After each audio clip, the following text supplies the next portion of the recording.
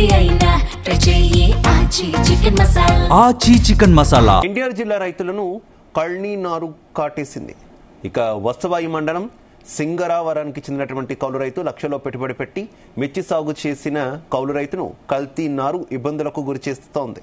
చివరి వరకు కంటికి రెప్పలా కాపాడిన కనీస దిగుబడి దక్కకపోవడంతో మిర్చి రైతులు లబోదిబోమంటున్నారు. అధిక దిగుబడి వస్తుందని నర్సరీ యజమాని అంటగట్టిన మిర్చి నారును 2 ఎకరాల్లో సాగు చేసేందుకు 2 లక్షల రూపాయలు అప్పు చేసి పెట్టుబడి పెట్టిన క్వింటా దిగుబడి కూడా వచ్చే పరిస్థితి లేదని రైతులు వాపోతున్నారు. తమ ప్రభుత్వం ఆదుకోవాలని అంటున్న మిర్చి రైతులతో మా ప్రతినిధి యశ్వంత్ ఫేస్ టు ఫేస్. ప్రస్తుతం మార్కెట్లో నకిలీ వల్ల ప్రతి ఒక్కరు కూడా తీవ్ర ఇబ్బందులకు గురవుతున్నారు. దేని నమ్మాలో దేని నమ్మలేని పరిస్థితుల్లో కూడా ప్రస్తుత సమాజం ఉందని కూడా చెప్పుకోవచ్చు. దీంతో పాటుగా రైతులు నిత్యం కూడా ఒక వ్యక్తిని నమ్మి వ్యవసాయం దానం చేస్తుంటారు. అట్లాంటిది కూడా నకిలీ విత్తనాలు కూడా లక్షలాది రూపాయలు వెచ్చించి ఆ పంట పండించేందుకు రైతు ప్రయత్నించాడు. దానికి తోడుగానే ఆ మనిషి నకిలీ విత్తనాలతో అదేవిధంగా నారును కూడా వేయటంతో లక్షలాది రూపాయలు తీవ్రంగా నష్టమైన పరిస్థితి ఉంది.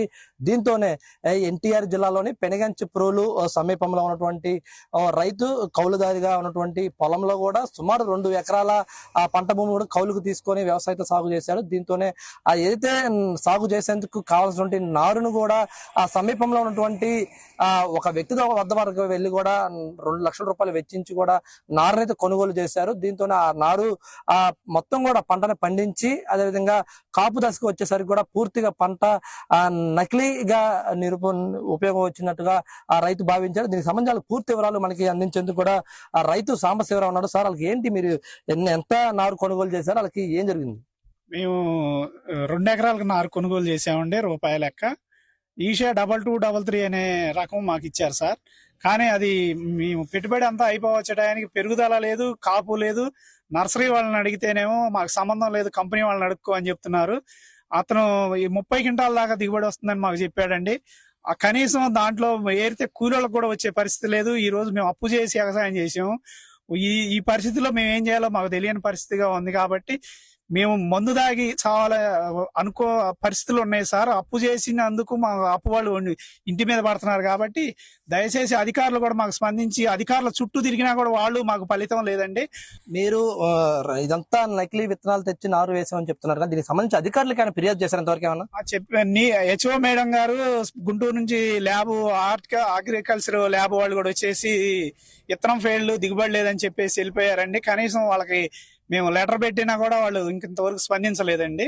కానీ మాకు బాగా బాధాకరంగా ఇబ్బందిగా ఉంది. అప్పులు చేసి దీన్ని పెట్టాము, దిగుబడి వచ్చేటట్టు కూడా లేదు. కాబట్టి మేము మందు దాగి చచ్చిపోవాలనే ఆలోచనలో ఉన్నాం సార్. మీకు అధికారులు మాకు స్పందించి అంటనే గనక మమ్మల్ని స్పందించకపోతే మేము రేపు చేలోని మందు దాగి చచ్చిపోయే పరిస్థితి మాత్రం రేపు ఉదయం 10 గంటలకల్లా మేము అది జరుగుతుందని చెప్పుకుంటాం. రైట్. అంటే అదేవిధంగా మీరు ఇప్పుడు అధికారులు ఫిర్యాదు చేస్తా అంటున్నారు. అదేవిధంగా ఏ అధికారులు ఫిర్యాదు చేశారు? పోలీస్ స్టేషన్ అన్న ఈ నర్సీదారు మీద ఫిర్యాదు చేశారు. వాళ్ళు పోలీసులు ఏమంటున్నారు, ఇటు అధికారులు ఏమంటున్నారు? పోలీస్ స్టేషన్ కి కూడా రిపోర్ట్ ఇచ్చామండి. వాళ్ళు రేపు రమ్మని చెప్తే ఫోన్ చేస్తే నర్సరీ ఆయన ఫోన్ ఎత్తలేదు, వాళ్ళతో మాట్లాడలేదు. ఎస్ఐ గారితో కూడా ఒక పెద్ద మనిషి దగ్గరికి వెళ్ళామండి. ఆ పెద్ద మనిషి కూడా మాకు సరైన న్యాయం జరపలేదు. ఏదో న్యాయం జరిగిద్ది అనుకుని ఆయన దగ్గర పోయాం, కానీ న్యాయం మాత్రం మాకు జరగలేదండి. ఇది అప్పులు వాళ్ళు మాత్రం రోజు రోజుకి ఇంటి మీదకి వచ్చి గొడవలు చేస్తున్నారు.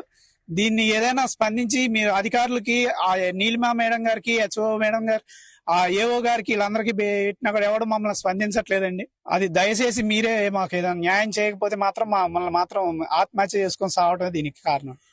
మనం చూసినట్లయితే రైతు ప్రధానంగా కోరుకునే అధికారులకు ఫిర్యాదు చేసినప్పుడు కూడా అధికారులు ఎలాంటి స్పందించట్లేదు. అదేవిధంగా ఏదైనా నకిలీ విత్తనాలు నారు కొనుగోలు చేసినటువంటి ఆ నర్సరీదారుని అడిగినప్పుడు కూడా అతను కూడా కరెక్ట్ గా స్పందించట్లేదు అని చెప్తున్నాడు. అదేవిధంగా పోలీస్ స్టేషన్ లో ఫిర్యాదు చేసినప్పటికీ కూడా నర్సరీదారుడు తన బలాన్ని ఉపయోగించి కూడా రైతుకు అన్యాయం చేసే పరిస్థితిలోనే ఉన్నాడని చెప్పేదైతే కూడా రైతు తెలుస్తున్న పరిస్థితి అయితే ఉంది. రైతు మాత్రం ప్రధానంగా డిమాండ్ చేసే మాత్రం తనకు న్యాయం చేసేంత వరకు కూడా పోరాడతాను, లేని పక్షాన తన పంట పొలంలోనే మందు దాగి ఆత్మహత్య చేసుకుంటా అని చెప్పేసి మాత్రం బహాటంగా చెప్తున్న పరిస్థితి ఉంది.